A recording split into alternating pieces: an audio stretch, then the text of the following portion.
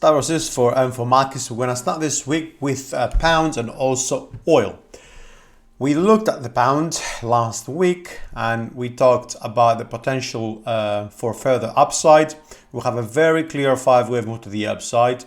We are struggling though to get past this descending channel, which is the base channel. Double top over here. Could even see it like some sort of triple. And off we go up with the break outside this channel, opening the door all the way back to the previous highs for a triple top or perhaps even a breakout. We do see a divergence on the 4-hour, and maybe this is going to cause a little bit more of a decline. Now, the situation is this in the medium term. As long as we are above this lower end of this base channel, we could still go and reach the previous top, okay? But if we start decelerating, okay, and then we lose the bottom, then the likelihood of falling further towards perhaps the 38 is going to increase. Now, what does the 1 hour tell us? In the 1 hour, we're seeing indeed this clear leg to the upside. Yeah, we see a kind of a correction to the downside. However, the upside is not so convincing, okay? We do see some sort of momentum divergence also forming on the 1 hour. Now we need 5 legs to kind of assume the moves to the upside are kind of valid. With this one looking more corrective.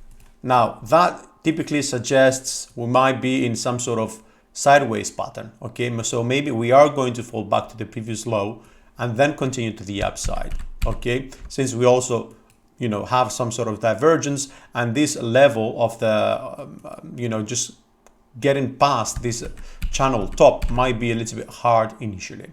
However, nothing is impossible, and it would be a likely case, but not as much for this move to continue higher up. I would probably say typically when that happens, we go to the 38 inverse Fibonacci. So I don't think this move is going to continue higher than 122.81 before seeing some either correction or reversing lower down. Now the prices of oil have different sort of effect from sentiment, from recent sentiment. It seems that they are falling. Now when we look at oil, we did speak about this triangle pattern, and we said that typically they lead to further downsides. Now also what else is typical with triangles is that when we do see the breakout, the measured move takes us to the 100%. The measured move, it's typically the beginning of the triangle and actually where we break. So the breakout level will be somewhere around here. So the 100% is down at 61. Okay, now I'm not saying that this is a target. I'm just saying, so this is a level that we could reach, and we could see some sort of respite. But before that, we also have the 62.25, we have the 61.70, we have the 61.30, and as you see, the most important level, a major, I would say, is the 57. Prices are outside this channel.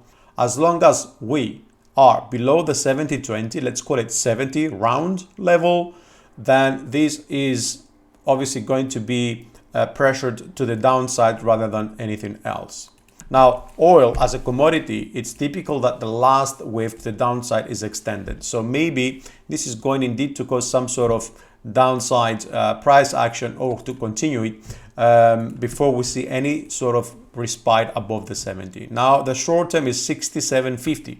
And as long as we remain below that level as well, then there is more likelihood for downside rather than anything else. We do see some sort of divergence in the oil also coming here. This is the first divergence, and then you've got all of this as well, which remains still like a second signal with the same points of reference from the beginning.